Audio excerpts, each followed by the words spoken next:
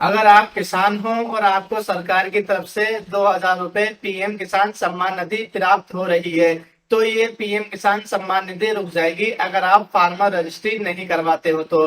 जी हाँ, अगर आप फार्मर रजिस्ट्री यानी किसान कार्ड बनवाओगे तभी आपके खाते में पीएम किसान सम्मान निधि आएगी, अन्यथा आपकी ये पीएम किसान सम्मान निधि रोक दी जाएगी। अगर आप पीएम किसान का न्यू रजिस्ट्रेशन भी करवा रहे हो तो आपको किसान कार्ड बनवाना अनिवार्य है। अगर आप किसान कार्ड नहीं बनवाते हो तो आपका न्यू रजिस्ट्रेशन भी नहीं होगा। तो मैंने एक सीरीज लॉन्च करी है पीएम किसान से रिलेटेड। इस सीरीज का नाम मैंने रखा है पीएम किसान ऑल प्रॉब्लम सॉल्यूशन। अगर आप इस सीरीज से नहीं जुड़े हो तो जुड़ जाइए, इसमें आपको पीएम किसान सम्मान निधि के सभी प्रॉब्लम का सॉल्यूशन मिल जाएगा। तो चलिए हम चलते हैं फार्मर रजिस्ट्री की तरफ।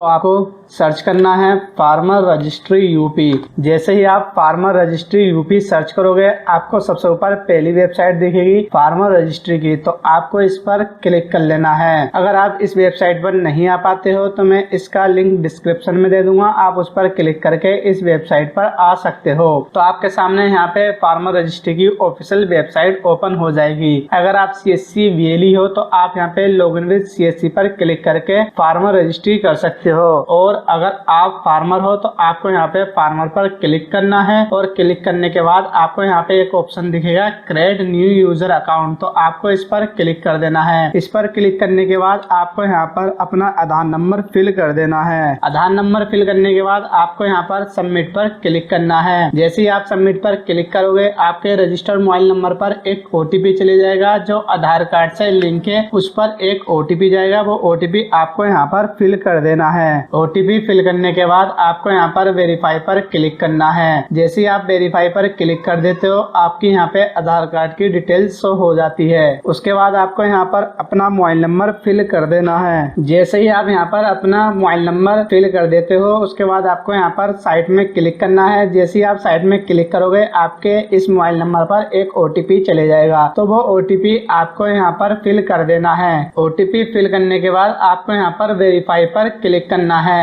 जैसे ही आप वेरीफाई पर क्लिक करते हो आपका यहाँ पे मोबाइल नंबर वेरीफाई हो जाता है। उसके बाद आपको यहाँ पे अपना पासवर्ड बना लेना है। पासवर्ड आपको इस तरह से बनाना है जो मैं स्क्रीन पर दिखा रहा हूँ, आपको कुछ इस तरह से अपना पासवर्ड बना लेना है। एक बार आपको यहाँ पर अपना पासवर्ड फिल करना है और फिर से दोबारा से आपको वही सेम पासवर्ड फिल कर देना है। उसके बाद आपको क्रिएट माई अकाउंट पर क्लिक करना है। जैसे ही आप क्रिएट माई अकाउंट पर क्लिक करते हो आपका यहाँ पर रजिस्ट्रेशन हो जाता है। उसके बाद आपको ओके पर क्लिक करना है। ओके पर क्लिक करने के बाद अब आपको यहाँ पे लॉगिन करना होता है। ध्यान रहे आपको यहाँ पर दो ऑप्शन दिखेंगे, एक ऑफिशियल का और एक फार्मर का। तो आपको फार्मर वाले ऑप्शन पर क्लिक करके लॉगिन करना है। तो आपको यहाँ पर अपना मोबाइल नंबर फिल कर देना है। मोबाइल नंबर फिल करने के बाद आपको यहाँ पे पासवर्ड फिल करना है जो आपने पासवर्ड बनाया है। अगर आप पासवर्ड भूल गए हो तो आप OTP पर क्लिक करके भी लॉगिन कर सकते हो। तो मैं यहाँ पर पासवर्ड से लॉगिन करूंगा। उसके लिए आपको अपना यहाँ पर मोबाइल नंबर फिल करना है और पासवर्ड फिल कर देना है। पासवर्ड फिल करने के बाद आपको यहाँ पर कैप्चा फिल करना है। कैप्चा फिल करने के बाद आपको लॉगिन पर क्लिक कर देना है। जैसे ही आप लॉगिन पर क्लिक करते हो आप यहाँ पर लॉगिन हो जाते हो।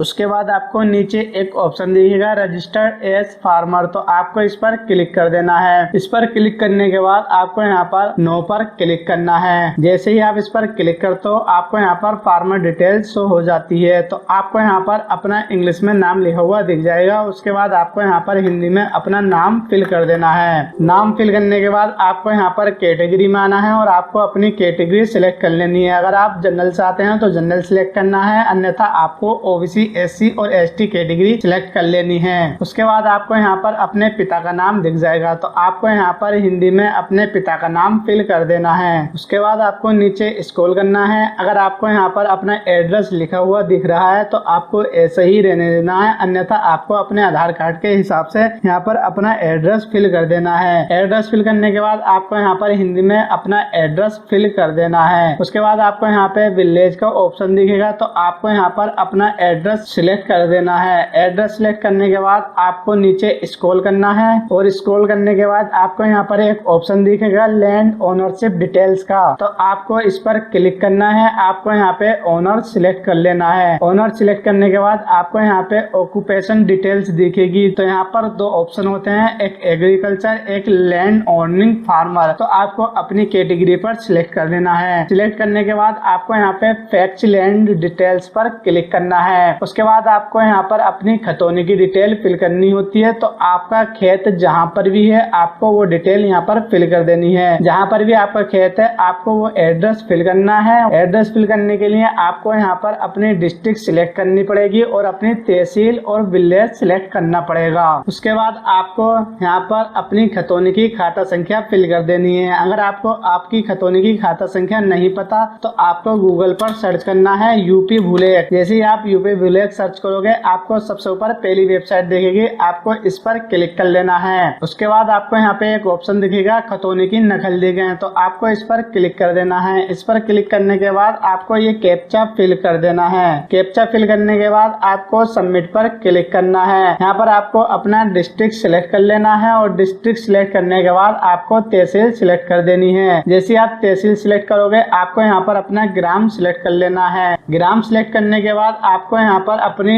खतौनी की डिटेल्स दिख जाएगी, तो आपको यहाँ पे एक ऑप्शन दिखेगा वर्तमान खतौनी, तो आपको इस पर क्लिक करना है और आपको यहाँ पर अपनी वर्तमान खतौनी सिलेक्ट कर लेनी है। उसके बाद आपको यहाँ पर कुछ ऑप्शन दिखते हैं, जैसे आप अपनी खतौनी खसरा संख्या और गाटा संख्या से भी प्राप्त कर सकते हो। तो हमें पहले ही अपने खतौनी की गाटा संख्या नहीं पता, तो हम यहाँ पर एक ऑप्शन दिखेगा खातेदार के नाम से खोजें, तो आपको इस पर क्लिक करना है। उसके बाद आपको यहाँ पर अपना नाम फिल कर देना है और फिल करने के बाद आपको खोजे पर क्लिक करना है। जैसे ही आप खोजे पर क्लिक करोगे आपके सामने आपकी खतौनी ओपन हो जाएगी और आपको इस खतौनी पर क्लिक करके उधर देखे पर क्लिक कर देना है। उस खतौनी पर आपको एक ऑप्शन दिखेगा खतौनी संख्या या खसरा संख्या, वही आपकी गाटा संख्या होती है, तो वो आपको यहाँ पर अपनी गाटा संख्या फिल कर देनी है। जैसे ही आप यहाँ पर अपनी गाटा संख्या फिल करोगे उसके बाद आपको यहाँ पे एक ऑप्शन दिखेगा सब सर्वे नंबर, तो आपको इसको ऐसे ही छोड़ देना है। उसके बाद आपको सबमिट पर क्लिक करना है। जैसे ही आप सबमिट पर क्लिक करते हो आपको यहाँ पर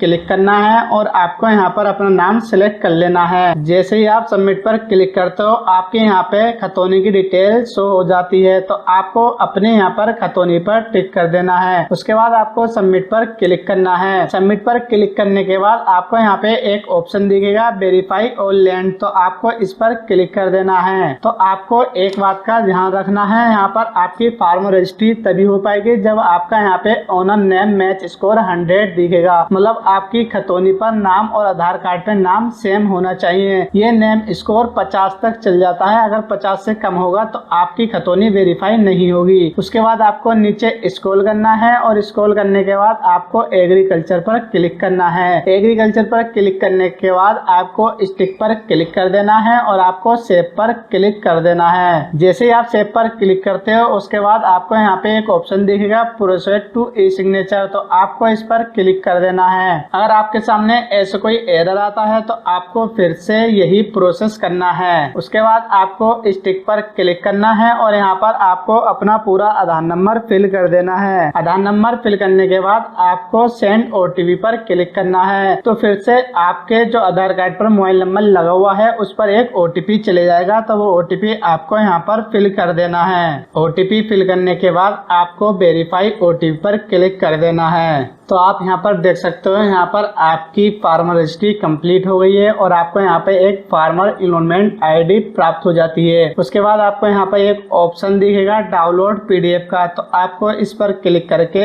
इसकी पीडीएफ डाउनलोड कर लेनी है। तो आप इस तरह से फार्मर रजिस्ट्री यानी किसान कार्ड अप्लाई कर सकते हो। और मैंने आपको पार्ट 1 में फार्मर रजिस्ट्री अप्लाई करनी सिखा दी है। अब पार्ट 2 में मैं आपको पीएम किसान का न्यू रजिस्ट्रेशन करना सिखाऊंगा। अगर आप हमारी इस सीरीज से नहीं जुड़े हो तो आप हमारी इस सीरीज से जुड़ जाइए, क्योंकि इस सीरीज में आपको पीएम किसान से रिलेटेड सभी प्रॉब्लम का सॉल्यूशन मिलेगा।